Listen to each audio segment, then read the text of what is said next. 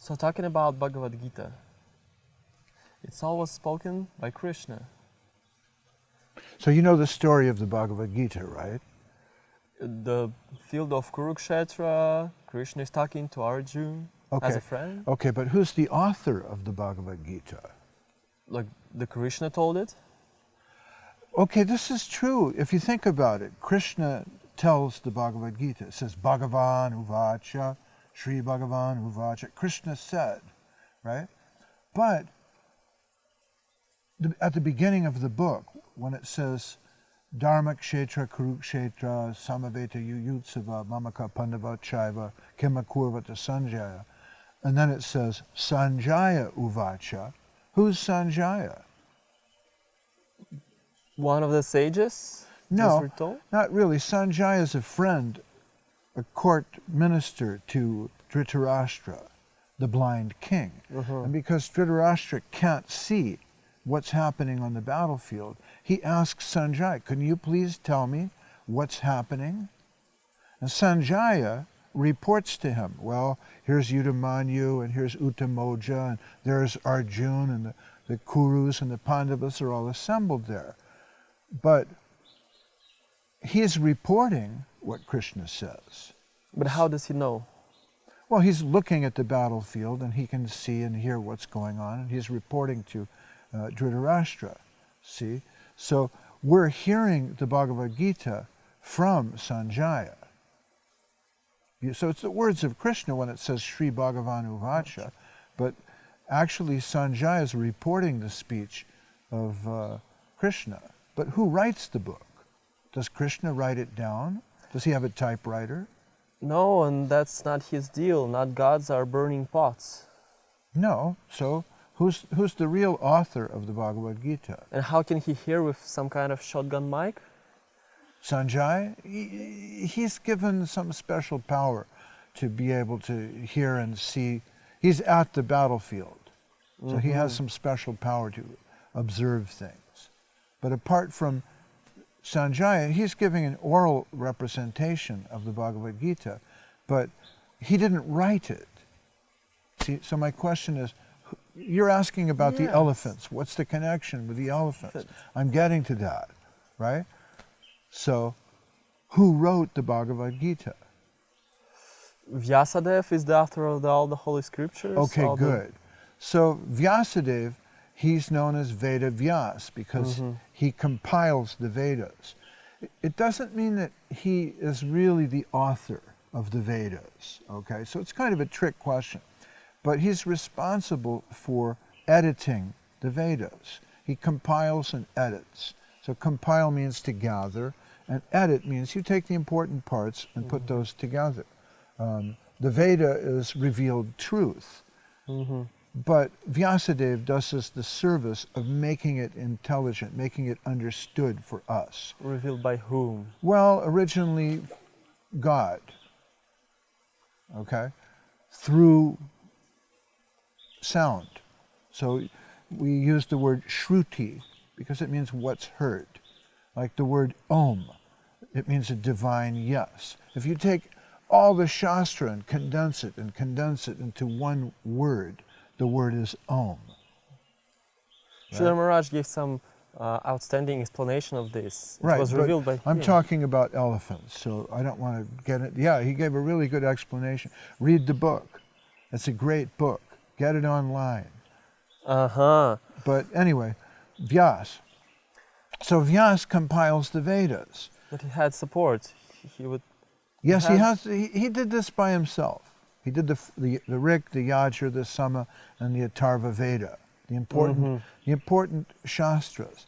And then after that, he thought, well, Shruti is difficult, okay? Shruti is what is spoken or what is heard, but it means the sutras of the Vedas. For example, Atato Brahma Jigyasa, we have in Vedanta Sutra. Atato means now, but what is the meaning of now? How do we know what now is? Well, then someone could say, well, now means in the human form of life. As soon as you hear it. Right? Or someone can say, well, now that you are a realized yoga master, or now that you're a devotee. What is that now exactly? It's not given, it's not explained. That's why that's sutra, it's shruti. Atato Brahma Jigyasa. Now is the time to inquire into what is Brahma, spirit. But what is Brahma? According to Vaishnavas, Brahma, really it's Krishna, the Supreme Personality of Godhead, Bhagavan. We're not concerned really with Brahma or Paramatma. We're interested in Bhagavan, the Supreme Personality of Godhead. So what we're saying is, now that you have the human form of life and you're advanced along the path, inquire into the Supreme Personality of Godhead, Jigyasa.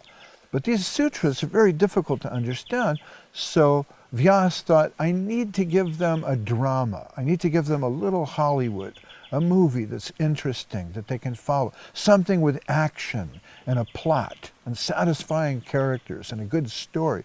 So he gives the Mahabharata. And he thinks, this is a great idea. I've got a great project here. It's called the Mahabharata. Brahma, I think, tells him, do it. And so he sits down to do the Mahabharata, but then he thinks, this is too difficult. I'm going to write 100,000 Sanskrit shlokas. That's not little, it's like... That's a big project. So he thinks, for this I need help. I'm tired. I wrote the Vedas. It's time for me to get some help. And who could help him the best? So you're pointing at Ganesh. That's right, the elephant god, see? Ganesh is the boy with the elephant head. He's the son of Shiva. So Ganesh, among the gods, he's known as the scribe of the gods. He can write things. So Vyas makes a deal with him. He says, I have this project. It's the Mahabharata. And Ganesh says, well, I'm a little busy. Thank you. How long will it take you? How long will it take you to write this or compose? And Vyas says, well, I don't know. It's about 100,000 Sanskrit shlokas. He says, wait a minute. I don't know if I can do that. He says, look, I can write as fast as you can speak, but I'm a little, I will get bored. I have many things to do. I have things to do. So if you stop speaking, I'm going to stop writing. That's my condition. And Vyas says, all right, but I have my own condition. If you don't understand something, then you can't write it. Okay? I will only continue dictating when you fully understand something and then write it down. But if you don't fully understand, then it's not, it's not fair for you. You should, realize what I'm saying. You must understand what you're teaching. Exactly. So, for this reason in the Mahabharata, when you read it, sometimes there are very difficult philosophical points, very difficult Sanskrit shlokas that take a lot of thinking to really understand. And after Vyas would give something like that, Ganesh had to sit and think about it for a while before he could continue writing. And this also gave time for Vyas to consider how to best unfold the story and dictate it. And this way the two of them worked together. So it looks like Goswami Maharaj was going back and forth with all the conceptions of Sridhar Maharaj, and you were helping him in this way? Something like that. I'm very happy that one day Goswami Maharaj went to India and he was with Bhakti Rakshak Sridhar Dev Goswami Maharaj. And they were talking, and Guru Maharaj said, your books, Goswami Maharaj, you've given something there. And Goswami Maharaj, very humbly, he said, I haven't done anything. They're your books. Why give me the credit? Really, you did this. This is your conception. These are your words. These are your ideas, your lectures. How can you give me any credit? And Guru Maharaj turned to him and he said, no, you are Vyas. Because it's the work of Vyas to gather the idea. The truth is there, but gathering it together is very difficult. And also, what he did was he divided the knowledge into 4 parts, 4 different Vedas. And then there's the Upanishads, the Puranas, Mahabharata. So Guru Maharaj turned to Goswami and he said, you are Vyas. And Goswami said, I can't accept that. And Guru Maharaj said, no, what I have said in a general way, in a random way, just talking, you took that and you did something with it. You gathered it together. You divided it into chapters. You gave it form. You gave it life. You are Vyas. So later, Goswami Maharaj returned to San Jose and he told this story. And my heart jumped out of my body. I was so happy because I really felt connected in that moment. And I thought, well, if Goswami Maharaj is Vyasadeva, maybe I can be something like Ganesh. Because his occupation, Ganesh's occupation, is to write, to record, to take dictation.